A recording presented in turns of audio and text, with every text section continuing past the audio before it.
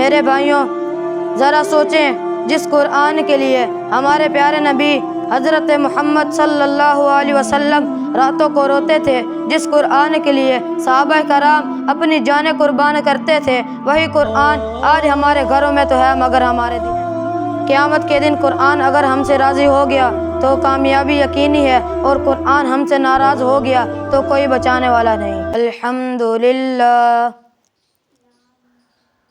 الحمدللہ وحدہ والصلاة والسلام علی من لا نبی بعدہ، اما بعد فاعوذ باللہ من الشیطان الرجیم، بسم اللہ الرحمن الرحیم، انا انزلناہ فی لیلۃ القدر، صدق اللہ العظیم۔ قال النبی صلی اللہ علیہ وسلم، خیرکم من تعلم القرآن وعلمہ، رب اشرح لی صدری ویسر لی امری واحلل عقدۃ من لسانی یفقہوا قولی، رب زدنی علما رب زدنی علما رب زدنی علما۔ درود پاک۔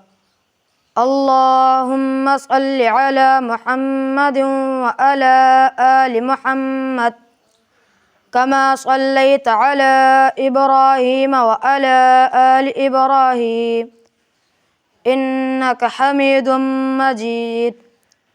اللہم بارک علی محمد وعلی آل محمد کما بارکت علی ابراہیم وعلی آل ابراہیم انک حمید مجید۔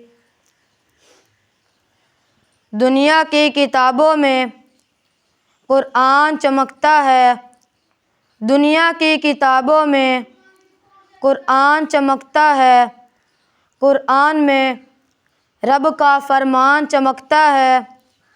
عادت بنا لے جو تلاوت قرآن کی، عادت بنا لے جو تلاوت قرآن کی، رب کی نظروں میں وہ انسان چمکتا ہے۔ جناب معزز اساتذہ کرام، میرے ہم مکتب، ہم فکر، ہم سفر ساتھیوں، السلام علیکم ورحمۃ اللہ وبرکاتہ۔ آج کی اس محفل کے اندر مجھے جس موضوع پر گفتگو کرنے کا موقع ملا ہے وہ ہے عظمت قرآن۔ سامعین محترم، آج میں آپ سے کسی عام کتاب کی بات نہیں کر رہا، بلکہ میں اس کتاب کی بات کر رہا ہوں جو عرش سے اتری، زمین پر آئی اور اندھیروں کو چیرتے ہوئے نور بن گئی۔ یہ کتاب وہ کتاب ہے جس نے ریگستان کے بددوؤں کو دنیا کا امام بنایا۔ یہ کتاب وہ کتاب ہے جو لوگ کل تک پتھروں کو پوجتے تھے، آج اس کتاب یعنی قرآن مجید نے انہیں اللہ والا بنا دیا۔ میرے بھائیوں، دوستوں اور بزرگوں، یہ کتاب صرف کتاب نہیں بلکہ اللہ رب العزت کا کلام ہے۔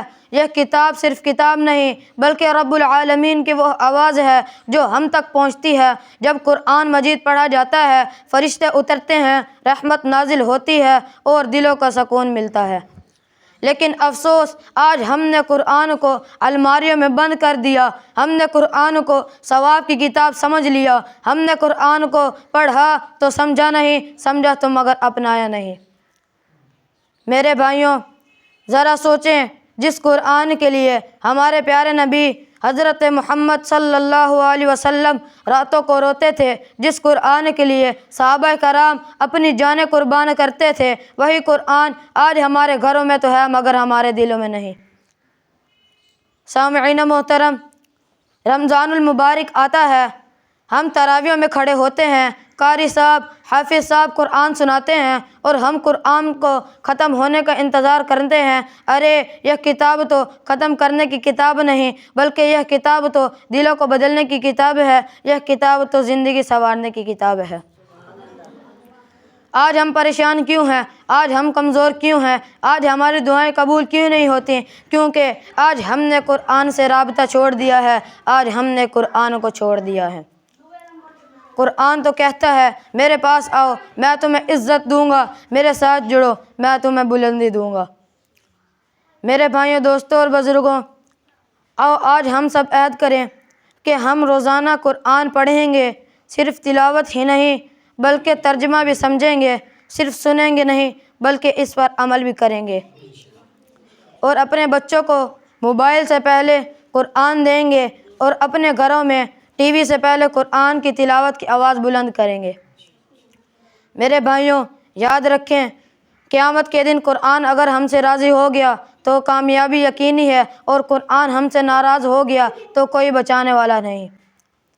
اللہ رب العزت کی بارگاہ میں دعا ہے کہ اللہ رب العزت ہمیں قرآن سے سچی محبت نصیب فرمائے، اور اللہ رب العزت ہمیں قرآن کو پڑھنے اور اس پر عمل کرنے کی توفیق عطا فرمائے۔ آمین۔ وما علینا الا البلاغ المبین۔